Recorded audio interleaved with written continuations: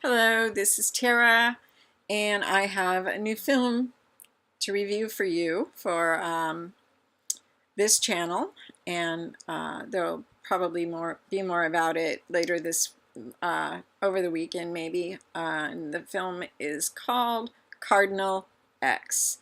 This is an independent film that actually hit theaters today. So if you are interested in seeing it, you can probably go to a theater and see it, or you might want to Google it online. I didn't do that. I negated to Google. I didn't do my whole job. I didn't Google it, but it may be streaming on demand. I actually have an article I just put up today about what's on demand in March, but it is a really long list, so they don't list all of the independent films. There's a lot of them, which is good, but then, you know, if you don't get listed and nobody knows you're there, it's bad. So I will look for this and see where you can see it if you don't go to the movies. If you have an art house, if you know what that is, some people call it a rerun film house, or you know, if they show films that are older. Sometimes they also show independent films, and that is a great place to go to see films. A film doesn't have to cost $100 million to be enjoyed. This movie, I don't know what it cost. It certainly wasn't that much money, and I mean, it certainly wasn't $100 million. I don't know how much it was, but you know, there's no CGI, there's no fancy smancy. This is just a good film. It's a good film with good acting, and I really enjoyed it. It's a film based on a true story, and the story is that of Angie Wang. If you don't know who that is, don't be surprised, neither did I. However, we will all know after this who Angie Wang is. She put together this film. It's based on her early life, and it's basically mid-80s when all the raves were really exciting and out there. If I mentioned the name of it, I don't remember. It's called Cardinal X. The X stands for ecstasy, and if you know anything about that drug, then you know it's a drug that was very popular in raves, probably still is popular in some clubs, and if you take too much of it, you do have a tendency to possibly become depressed. It strips you of something in your body called serotonin, and that is the chemical in your brain that gives you a good mood. So you are forever depressed. So Angie Wang was won a scholarship and some grants, and was in a very good school in California. They don't really, I think they made up the name of the school. I'm not sure. I've never heard of it, and I didn't look it up, so bad on me too. Sorry. I'm trying to get this up because it opens today, and it's after midnight. Oh, it's 2:41 a.m.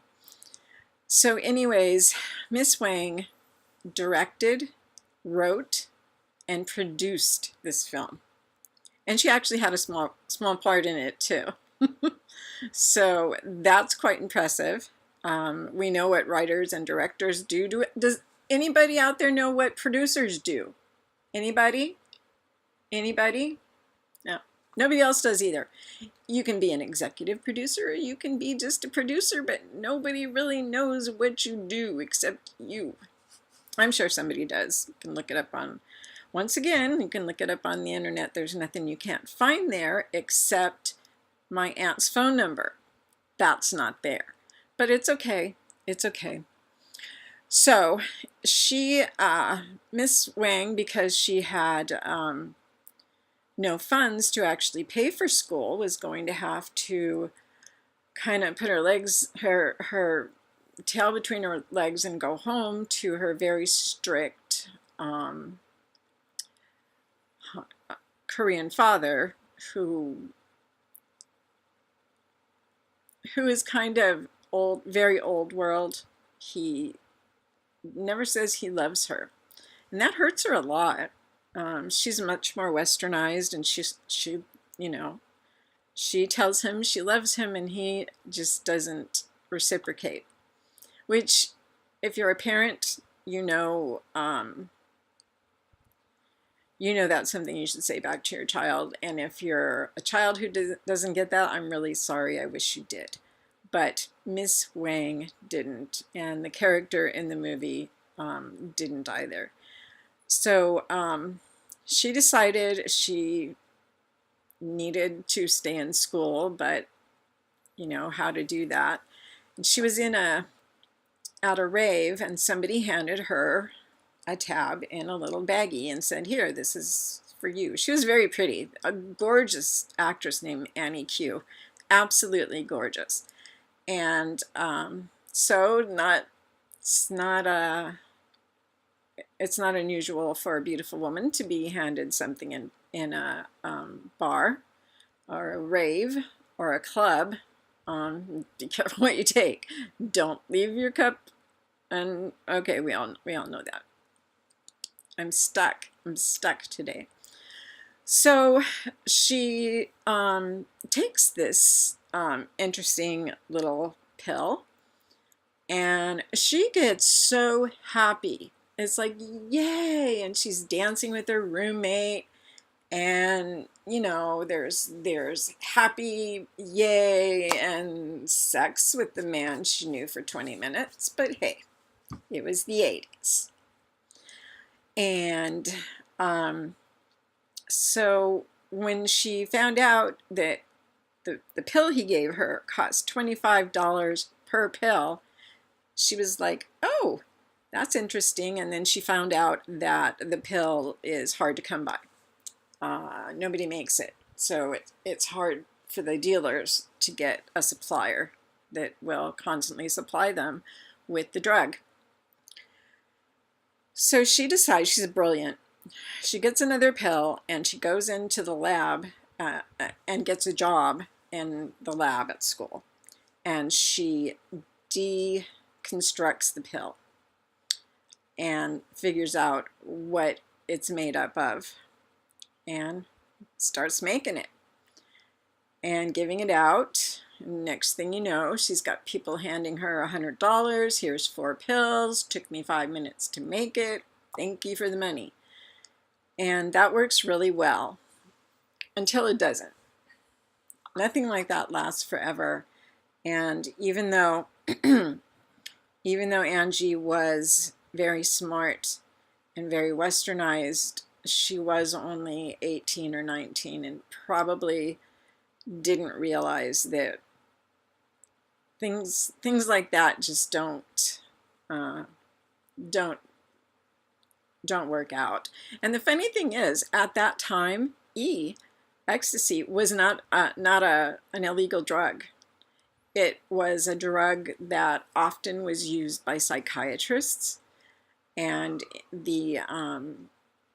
in the world of yawn a little louder there, Bill. Thank you. Was often used in testing.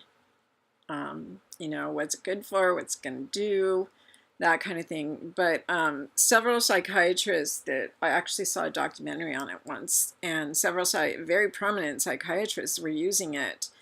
And I think 1 or 2 of them actually ended up in jail when they had to stop using it, and they had patients who were doing really good on it, and they had nothing else back then to use instead. So, that's the name of that tune. But so Angie kind of lost her way then, and had, at that point, her life started spiraling. Just her best friend, who they were very close, and she had a big problem that Angie wasn't there to help her, so she was hospitalized for a particular thing, and things just went really poorly from there.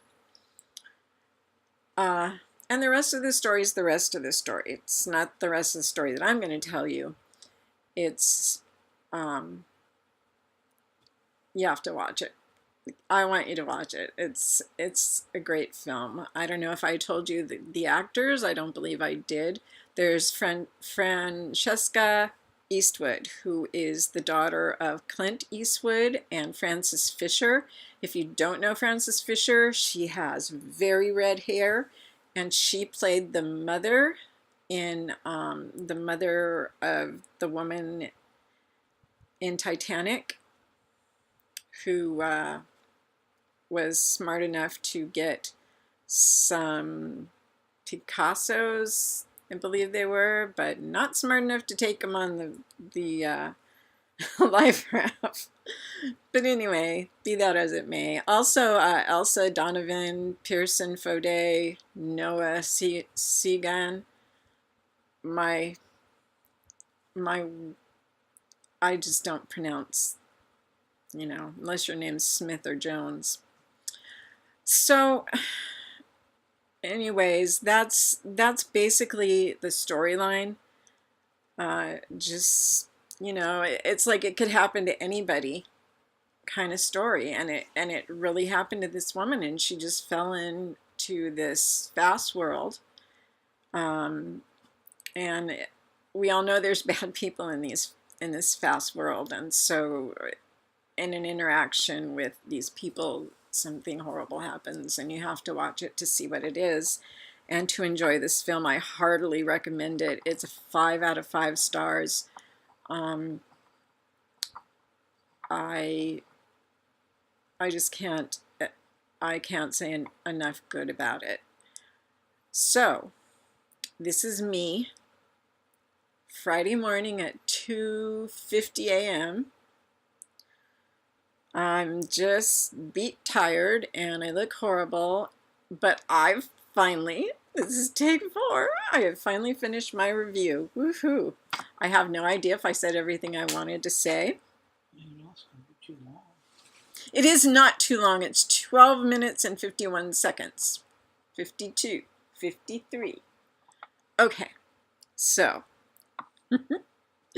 this is Terra from terrasindependentvoice.com, and please go to the site, and right here you can subscribe to this channel on YouTube, Terra's Independent Voice. I like to call it TIV because it's just easier. And you can like this video, and you can like this video, and you can subscribe to the channel. I will be so happy. I'll be so happy that maybe I can get some sleep and actually give like a really good, awesome review. I think this one was okay though. Thank you for listening and watching, and everybody have an awesome weekend.